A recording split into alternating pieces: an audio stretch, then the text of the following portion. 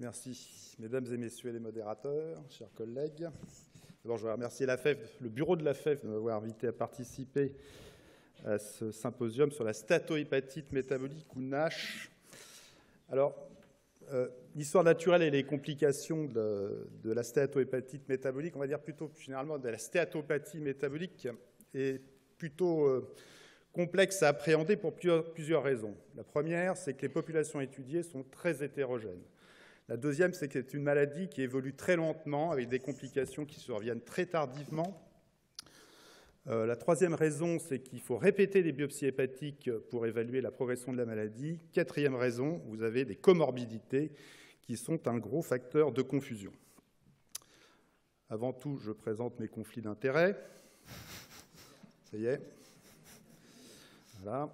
Alors, premier point, comme on vous l'a dit, la stéatopathie métabolique, c'est une hépatopathie très fréquente, parallèle à l'épidémie d'obésité et de diabète dans le monde. Non seulement, vous voyez ici aux États-Unis, on estime qu'environ 60 à 90 millions de sujets sont atteints de stéatopathie métabolique, mais également dans les autres régions du monde, en particulier au Moyen-Orient. Au Moyen-Orient, d'ailleurs, c'est là où on retrouve de façon assez surprenante la prévalence la plus élevée, 30 à 45%. La stéatopathie métabolique, c'est un large spectre d'atteintes hépatiques qui va donc de la stéatose à la stéatohépatite, la cirrhose, le carcinome hépatocellulaire.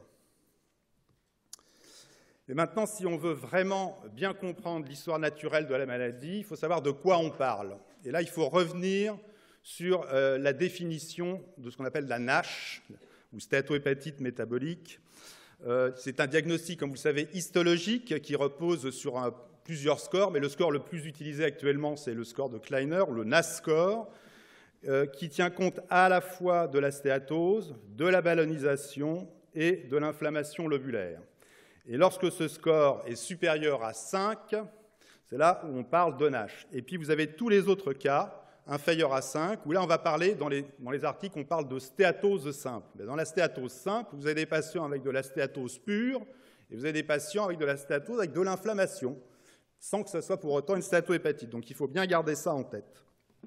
Je vous rappelle également les stades de fibrose, F1 périsinusoïdale, F2 périportale, F3 fibrose extensive, F4 cirrhose. Alors classiquement, la stéatopathie métabolique, comme on vous l'a dit, est divisée en deux entités, la stéatose simple, qui est classiquement d'évolution bénigne, dite d'évolution bénigne, et donc la stéatohépatite ou NASH, qui, elle, est susceptible de progresser vers la cirrhose et le carcinome hépatocellulaire. Et puis, il a été suggéré, vous allez voir, que cette stéatose simple, dans certains cas, peut évoluer vers la stéatohépatite, et d'autre part, que la stéatohépatite peut évoluer vers le carcinome hépatocellulaire sans passer par l'étape cirrhose. Et puis, vous verrez dans la présentation suivante que la stéatopathie métabolique est également un facteur de risque de diabète, de cancer extrahépatique et surtout de maladies cardiovasculaires. Alors, si on s'intéresse toujours à l'impact clinique de la stéatométabolique, eh bien, la stéatopathie métabolique est en train de devenir la première cause de carcinome, une des premières causes de carcinome hépatocellulaire, comme le montre cette étude anglaise qui a été réalisée dans la région de Newcastle. Et vous voyez ici, en orange, la prévalence du CHC liée à la stéatopathie métabolique, qui est en train de devenir la première cause, ici devant l'alcool et devant les hépatites virales. Et puis, la stéatopathie métabolique aux États-Unis est devenue la deuxième indication pour la greffe hépatique, vous voyez, avec une forte croissance des indications liées à cette pathologie, plus 170% en 10 ans, alors que vous voyez que les autres indications, dont bien sûr le virus C reste en tête, mais les autres indications sont plutôt en plateau. Alors maintenant, si on revient à l'histoire naturelle de la stéatopathie métabolique, on va d'abord s'intéresser à l'évolution de la fibrose. Et c'est là où on va répéter les biopsies. Alors on a de la chance parce que très récemment a été publiée une méta-analyse. Cette méta-analyse incluait 11 études avec biopsies répétées avec un intervalle minimum de 2 ans. Et les auteurs se sont donc intéressés d'abord à l'aggravation de la fibrose en fonction du sous-groupe de patients, soit stéatohépatite, soit stéatose simple. Et donc l'aggravation de la fibrose, là, était une augmentation d'au moins un stade entre 2 biopsies. Et comme vous pouvez voir, chez les patients à une statohépatite, environ un quart des patients avaient une aggravation de la fibrose entre les deux biopsies. Mais chez les patients ayant une stéatose dite simple, vous voyez qu'il y en avait quand même 8% chez qui il y avait une augmentation, une aggravation de la fibrose. Alors c'est un phénomène qui est lent puisqu'ils ont calculé les vitesses de progression de la fibrose chez des patients F0. Et vous voyez que cette vitesse de progression n'était que de 0,14 par an pour les patients ayant une statohépatite, 0,07 par an chez les patients ayant une stéatose simple, ce qui faisait qu'il fallait 7 ans pour augmenter d'un stade chez les patients ayant une stéatohépatite et 14 ans pour augmenter d'un stade chez les patients ayant une stéatose dite simple. Alors cependant, dans la deuxième partie, ils ont identifié un sous-groupe de patients qu'on appelle progresseurs rapides. Donc ils ont repris les 133 patients qui étaient F0 à la biopsie initiale et ils ont donc analysé la progression de la fibrose en fonction du stade suivant sur la biopsie de contrôle. Et donc, il y avait des patients, bien sûr, donc la majorité étaient non progresseurs, avec un tiers des patients étaient dits progresseurs lents et près de 10% des patients étaient dits progresseurs rapides. Là, la définition du progresseur rapide, c'était des patients qui passaient de F0 à F3-4 dans un délai moyen d'environ 6 ans, ce qui faisait une vitesse de progression de 0,5 par an. Donc là, quand même plus rapide que la moyenne, on va dire. Et la proportion de ces progresseurs rapides n'était pas différente entre patients ayant une NASH, une stéatohépatite, et les patients ayant une stéatose dite simple. Lorsqu'on s'intéresse aux facteurs prédictifs de progression de la fibrose, dans cette méta-analyse, ils n'ont pas identifié grand-chose, mais quand même l'hypertension artérielle, le rapport ASAT/ALAT et l'IMC étaient presque significatifs. En revanche, ils n'ont pas pu analyser l'impact des lésions inflammatoires sur la biopsie initiale sur cette progression de la fibrose. Mais il y a une étude précédente, là justement, où une revue systématique de la littérature, où là ils se sont intéressés à l'inflammation et la progression de la fibrose. Et dans cette revue de la littérature, clairement, l'inflammation, et là on parle d'inflammation avec ou sans NASH, puisque vous voyez que là c'est pour des stades assez faibles, déjà pour les stades de l'inflammation grade 1, vous voyez que déjà, il y a une progression de la fibrose, il faut lire la figure à l'envers, alors que chez les patients qui n'avaient pas du tout d'inflammation, vous voyez qu'il n'y a pas de progression. Cette progression était multipliée par 2,5 lorsqu'il y avait une inflammation, et l'âge était également un facteur prédictif de progression de la fibrose. Donc, en résumé, les facteurs de risque de progression de la fibrose, on a l'âge, les facteurs métaboliques et la présence d'une inflammation sur la biopsie initiale, mais avec ou sans diagnostic de NASH. Très important. Deuxième question importante, est-ce que la stéatose simple peut progresser vers la NASH? Et donc là, cette figure vous représente les résultats d'une étude réalisée à la Pitié sur 25 patients, bon, ce n'est pas un gros effectif, 25 patients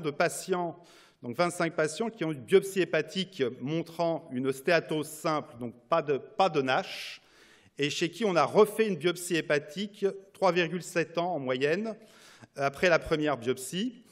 Et lorsqu'on regarde l'évolution de ces patients, eh bien, la majorité des patients, et 16 patients sur 25, avaient progressé vers la NASH et 6 patients avaient progressé vers la fibrose extensive. Et lorsqu'on analysait les facteurs de risque de progression, on retrouvait là encore l'âge, l'aggravation des facteurs métaboliques, c'est-à-dire que les patients développaient un diabète ou prenaient du poids entre les deux biopsies. Et puis surtout, de façon très très importante, c'est qu'il y avait quand même de l'inflammation sur la biopsie initiale. Et alors quand on regardait finalement les patients qui avaient progressé, un seul patient avec une stéatose, on va dire pure, sans inflammation, avait progressé. Tous les autres avaient une inflammation sur la biopsie initiale. Cette étude a été confirmée, on ne la voit pas très bien ici en bas, a été confirmée dans une étude anglaise qui a été publiée récemment, où là encore, ils retrouvaient une bonne proportion, environ un tiers des patients qui avaient progressé de la stéatose simple à la stéatohépatite, mais le facteur de progression, ça restait quand même la présence d'une inflammation sur la biopsie initiale. Maintenant, lorsque la cirrhose s'est constituée, quels sont les risques de complications? Donc là, je vous ai mis une étude américaine qui a comparé donc l'évolution de 152 cirrhoses NASH, donc child de A à l'inclusion, versus 150 cirrhoses VHC. Déjà, alors qu'on s'intéresse au taux de complications, au taux de décompensation à 10 ans, vous voyez qu'il est un peu plus faible chez les cirrhoses NASH, 45% versus 60%.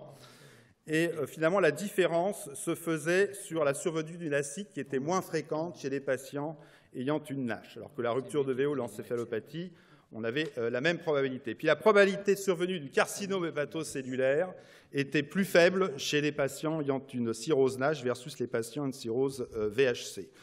Donc finalement, la question était quelle est l'incidence du carcinome hépatocellulaire sur la stéatopathie métabolique. Là encore, ce tableau représente une revue de la littérature où vous voyez que finalement, enfin vous ne voyez pas, mais je vous le dis, que les patients ont des maladies de stades assez différents. On a patients avec des stéatopathies métaboliques en général, d'autres déjà au stade de cirrhose. On a des suivis très différents également, mais finalement, quand on refait les auteurs ont refait le calcul et ils trouvaient que globalement, l'incidence, c'était 2% par an lorsqu'on a une stéatopathie métabolique plutôt parvenue au stade de cirrhose. Alors évidemment, la question... Juste un petit... Oui. Te dire qu'il reste 5 minutes. Juste. 5 minutes? Oui. Je vais t'avertir. C'est pas possible, j'ai commencé à 3 heures. Sabotage. Non, je suis désolée. Alors, je vais accélérer. Bon, alors, sur le CHC sur foie non cirrhotique, bien sûr, là, c'est vraiment la question. Alors, vous connaissez tous cette étude réalisée à Beaujon qui montrait que le carcinome hépatocellulaire resséqué sur foie non cirrhotique, dans la majorité des cas, c'était un foie métabolique. Et puis, il y a eu des études de prévalence de ces CHC sur foie non cirrhotique. Je vous montre là la dernière étude qui a été publiée, une étude italienne multicentrique, 756 carcinomes hépatocellulaires, 145 métaboliques, 611 iovirus C. 27% des patients seulement, à noter, avaient eu une confirmation histologique du stade de fibrose, donc il faut rester prudent sur ces résultats. Mais vous voyez que, alors qu'environ 100% des patients virus C avaient une cirrhose au diagnostic de CHC, seulement un patient sur 2 chez les patients a une stéatose métabolique. En termes de dépistage, les critères 2000 bien sûr, on était moins bon dans la stéatose métabolique, mais lorsqu'on regardait la survie chez les patients ayant eu un traitement curatif, la survie était similaire. Alors, il y a eu d'autres études qui ont suggéré également une prévalence élevée de CHC sur foie non cirrhotique, mais à ma connaissance, il n'y a pas d'étude longitudinale qui ait analysé le risque de survenue de CHC sur foie non cirrhotique NASH. Maintenant, pour ce qui est de la survie, finalement, le facteur prédictif de survie, il y a 2 grandes études de cohorte, une scandinave et une américaine, et ces 2 études vont dans le même sens, à savoir que c'est donc la fibrose, le stade de fibrose, qui est le facteur prédictif de survie chez les patients, et que finalement, les patients, lorsqu'on s'intéresse à l'inflammation, le NAS score, par exemple, quand on est une NASH ou pas, il n'y a pas d'influence sur la survie, c'est vraiment le score de fibrose, le stade de fibrose qui prédomine. Quand on s'intéresse aux causes de décès, bien les causes de décès, les premières ne sont pas hépatiques, mais c'est d'abord cardiovasculaire et ensuite le cancer et plus loin les maladies hépatiques. Et puis, cette deuxième étude américaine, là, sur 619 patients, vous voyez, suivi 19 ans, là encore, on retrouve que c'est la fibrose qui est le facteur prédictif. Ici, vous avez des patients qui n'ont pas de fibrose avec ou sans NASH, et ici, des patients qui ont de la fibrose avec ou sans NASH, et on voit clairement que c'est la fibrose qui influe sur la survie. Là encore, les causes de décès sont les mêmes. Et lorsqu'on fait une analyse multivariée, les facteurs prédictifs indépendants, on retrouve la fibrose, mais indépendants des facteurs de risque métabolique, à savoir le diabète, et puis également le tabac et l'absence de prise de statine. Donc finalement, on a proposé un modèle hiérarchique de stéatopathie métabolique où finalement les facteurs inflammatoires ont une valeur pronostique faible, alors que c'est la fibrose qui a finalement la meilleure valeur pronostique. Je voudrais terminer, si j'ai le temps, mon exposé sur l'impact des facteurs génétiques sur l'histoire naturelle de la stéatopathie métabolique, et en particulier, on va se focaliser sur ce fameux gène PNPLA3 dont le polymorphisme est associé à une accumulation de graisse, une accumulation de triglycérides. C'est vraiment le gène de susceptibilité pour la stéatopathie métabolique. Le mécanisme, en fait, ce gène code pour une protéine transmembranaire qui a une activité enzymatique, en particulier à la surface des gouttelettes lipidiques, et qui favorise le catabolisme des triglycérides. Donc, lorsqu'il y a une mutation, il y a une non-fonction, et donc vous avez une accumulation de triglycérides. Deuxième point, c'est que cette protéine est également exprimée à la surface des cellules étoilées.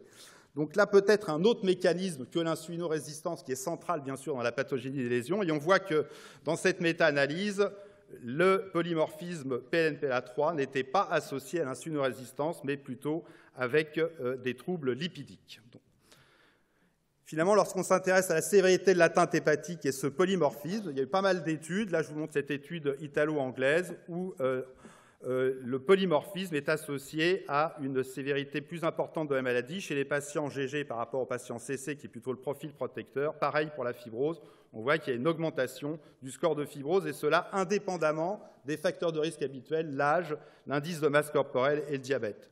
Cette étude a été confirmée par une étude américaine qui, là encore, retrouve un lien avec la stéatose, l'inflammation, les corps de Mallory et la fibrose. Et également, il a été montré que ce polymorphisme est associé à un risque plus important de carcinome hépatocellulaire. Vous voyez ici, en analyse multivariée, on retrouvait les facteurs habituels, l'âge, le sexe, les facteurs de risque métabolique, la cirrhose, mais vous voyez que le polymorphisme pour ce gène est associé à un risque plus élevé de 26 de survenue de carcinome hépatocellulaire. Donc un autre mécanisme peut-être de sévérité de la maladie. Puis il y a un nouveau candidat qui a été identifié récemment, c'est le variant, le gène TM6SF2, c'est encore une protéine transmembranaire qui elle, est impliquée dans l'exportation des VLDL. Alors vous voyez que ça sort moins bien dans les études pangénomiques que le PNPLA3, mais il y a des études qui ont montré en termes de sévérité que là encore il y avait une association du polymorphisme de ce gène avec la sévérité de l'atteinte hépatique. J'ai le temps pour ma dernière diapositive, j'en ai plus que 2. Bon, là, ça y est, j'ai le temps.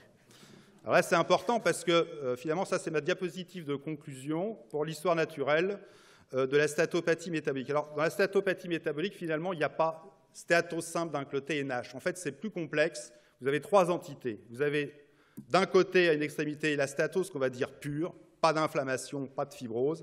Et puis, à l'autre extrémité, vous avez la NASH. Et puis, entre les deux, vous avez cette fameuse que j'appellerais stéatohépatite non-NASH. C'est ceux qui ont des scores de NAS inférieurs à 5, mais quand même de l'inflammation, avec des passages possibles entre stéatohépatite et NASH.